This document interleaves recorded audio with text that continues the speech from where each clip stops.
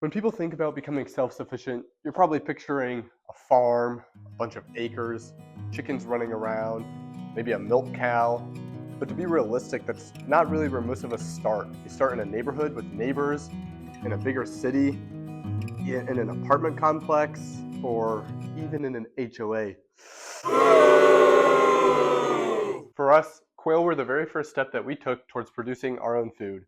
And honestly, they're super underrated for urban homesteaders. Today, I'm going to show you why quail make so much sense and 5 mistakes that I made as an urban homesteader so you don't have to make them.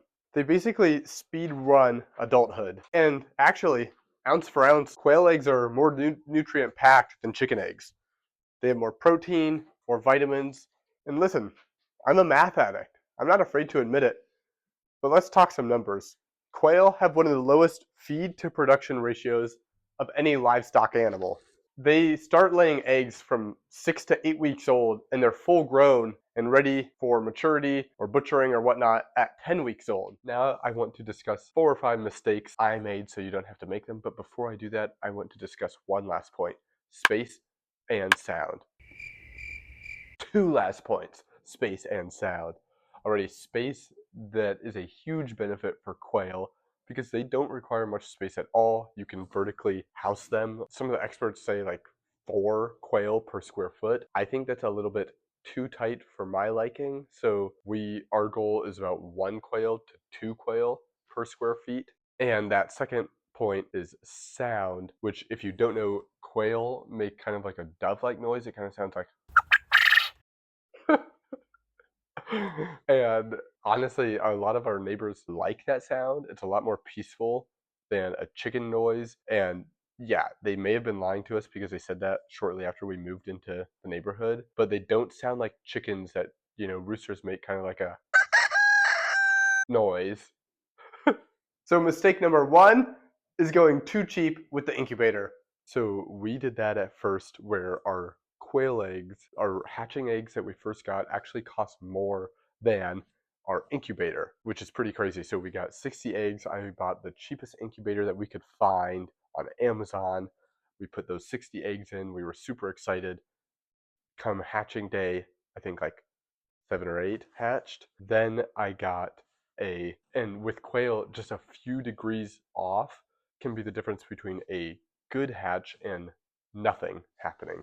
So you really do need to be intentional when you're just purchasing your incubator. You don't want to get one that's too cheap. You don't need a top of the line one, but you also don't want to just do what I did and go to Amazon and do quail incubator and then search it from lowest to highest priced and buy the first one. So again, that's mistake number 1, is just getting a too cheap of incubator, which leads into mistake number 2, which is not getting an independent thermometer. Seriously, this is a non-negotiable. Incubators always lie. Even our incubator now, which is a really good incubator, and it's still a degree off, which is a big difference between a good hatch and not a good hatch. But that first incubator that we had, I got the independent thermometer, which I highly recommend getting. I think that should be a non-negotiable. We got a Govee one just from Amazon. That was the one that I was seeing most recommended. And I'll put a link to that in the description below. And we got a Govee one. It's like 20 bucks, I want to say. Sorry if inflation hits before I release this video.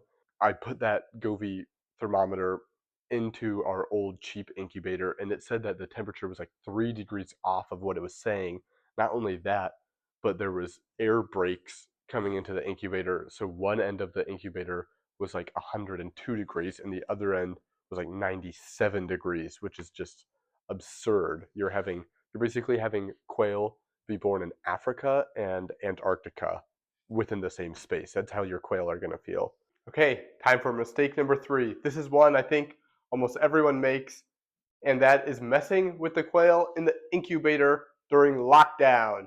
You want to see, and maybe your incubator shows that all the eggs laid out on during lockdown.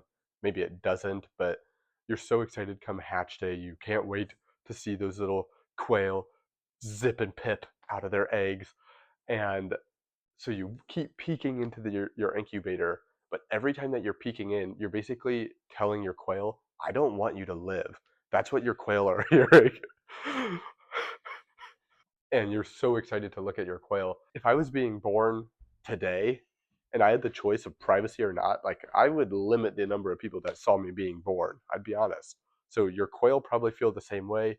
Just let them hatch out with a little bit of privacy, and you can look at them after they've hatched. Mistake number 4 is just trying to move them from the incubator to the brooder way too fast. A good rule of thumb is just once they hatch, they're going to be like really greasy looking, almost like if you dipped your head in gel, basically. That's how they're going to look. They're going to be really greasy, really wet looking, and you want to give them like 24 hours typically. Alrighty, and the 5th and final mistake is what? Expecting perfection. I thought he was going to say it. Homesteading and really just anything that you're trying to do yourself, there's going to be mistakes, and especially when trying to hatch out quail or chickens, it's just really important not to expect perfection. Not every hatch is going to be perfect. Not every egg is going to hatch. Your first couple hatches, you might have like 20 to 30% hatch, and that's okay. Take that as growing curves. Take that as, instead of just being frustrated, as it's easy to do, trust me, take it as like, oh, what could I have done differently that could improve this? And you keep stacking those wins to improve and get closer to perfection, but realize you're never going to get that perfection. And just realizing that every hatch is different. Not every chick is going to make it, and that's sad, but that's a fact. You might have some that at, say, day 20 of incubation, you stop, you crack open, like cut open some eggs, and you're going to find some dead chicks, or you might have chicks that made it to the brooder, but a week in they die. You're going to need to understand that, to not expect that perfection. It's going to come in small strides. This isn't what you get when you go to a grocery store. You are hatching this animal out from the moment that it's born. They are fragile, they are weak, and you have to see that part of it. So just don't expect perfection. And not to get all cheesy, but here's something that I did not realize when we started. This is not really about the quail at all. Yes, it's important, but this is about proving to yourself that you can do this, and quail is a perfect first start on a small scale to prove to yourself that you can do it. Once you do that, even on just that small scale of quail, you prove to yourself that you can do this, and the grocery store no longer becomes the only option, and you start to gain that confidence in yourself and in your ability to produce some of your own food. If you're thinking about trying to become more self-sufficient, but you're stuck and you don't know where to start, because you live in a town, an HOA, or an apartment, just start small. But if you are in an HOA, I'm sorry, if you are in an HOA, just move. Just kidding. There are options for you. You just don't tell your HOA president. Start with something that fits your space, your schedule, and your season of life. For us, that was quail. They were not at all the end goal, but they were definitely one of the first steps that we took and that we were able to take to gain our confidence in homesteading. And remember, you don't need acres to start producing some of your own food. You just need to start. To quote that one shoe brand, just do it.